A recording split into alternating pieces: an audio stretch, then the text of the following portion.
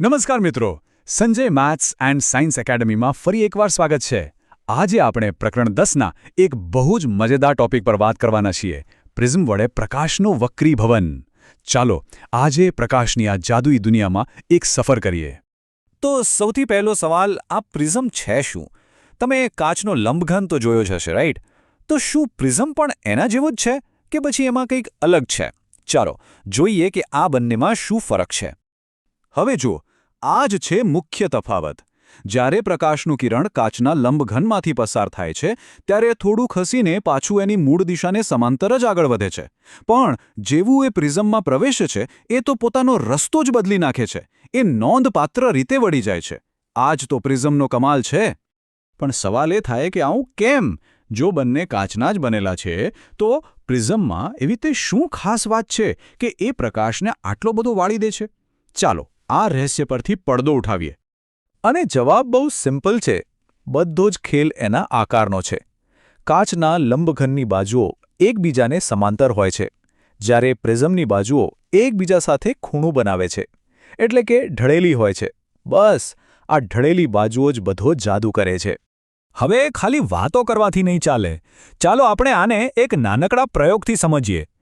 આ પ્રવૃત્તિ કરીને આપણે જાતે જોઈશું કે પ્રકાશનું કિરણ પ્રિઝમની અંદર કેવી રીતે મુસાફરી કરે છે. આ પ્રયોગ કરવો એકદમ સરળ છે. જુઓ, સૌથી પહેલાં એક કાગળ પર પ્રિઝમ મૂકીને એને બોર્ડર બનાવી લો. પછી એક ત્રાંસી લાઇન દોરો જે પ્રિઝમ પર આવે. એના પર P અને Q બે ટાંકણીઓ લગાવી દો. હવે પ્રિઝમની બીજી બાજુથી જુઓ અને એ બંને ટાંકણીઓની સીધી લાઇનમાં જ બીજી બે ટાંકણીઓ R અને S લગાવો. બસ હવે બધું હટાવીને આ પોઈન્ટ્સ જોડી દો. તમને પ્રકાશનો આખો રસ્તો દેખાશે. તો આપણે જે સૌથી પહેલું કિરણ દોર્યું, PE, જે બહારથી આવીને પ્રિઝમની સપાટીને ટકરાય છે, એને આપણે કહીશું આપાત કિરણ. સમજો કે એ પ્રકાશના પ્રવાસનું સ્ટાર્ટિંગ પોઈન્ટ છે. જેવું આ કિરણ પ્રિઝમમાં એન્ટર થાય છે એ સીધું નથી જતું, પણ થોડું વળી જાય છે. કેમ? કારણ કે એ હવામાંથી કાચમાં, એટલે કે પાતળા માધ્યમમાંથી ઘટ્ટ માધ્યમમાં ગયું. પ્રિઝમની અંદર આ જે વળેલું કિરણ છે, EF, એને કહેવાય વક્રીભૂત કિરણ. અને છેલ્લે જ્યારે પ્રકાશનું કિરણ પ્રિઝમમાંથી પાછું હવામાં બહાર આવે છે ત્યારે એ ફરી એકવાર વળે છે.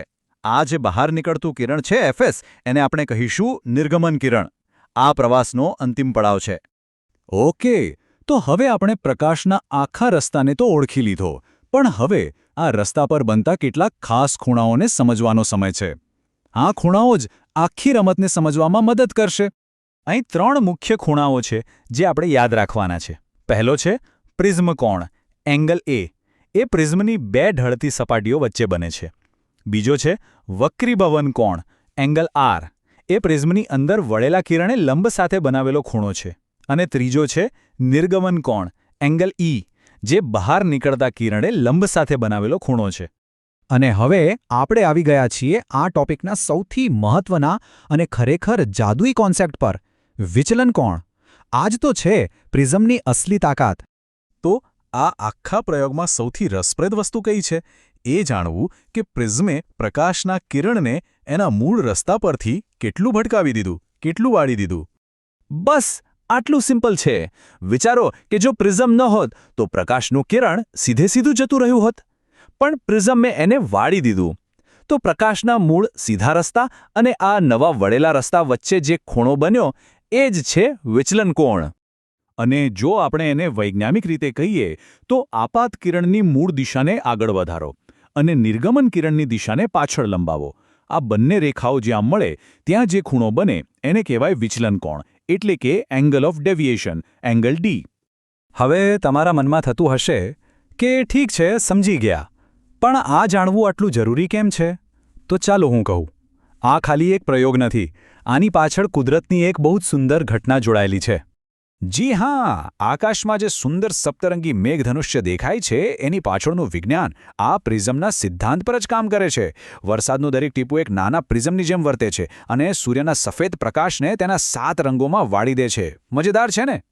આશા છે કે પ્રિઝમનો આ જાદુ તમને બરાબર સમજાઈ ગયો હશે. વિજ્ઞાન અને ગણિતના આવા જ રસપ્રદ કોન્સેપ્ટ્સને સરળતાથી સમજવા માટે અમારી channel Sanjay maths and science એકેડમીને લાઇક, શેર અને સબસ્ક્રાઇબ કરવાનું બિલકુલ ના ભૂલતા.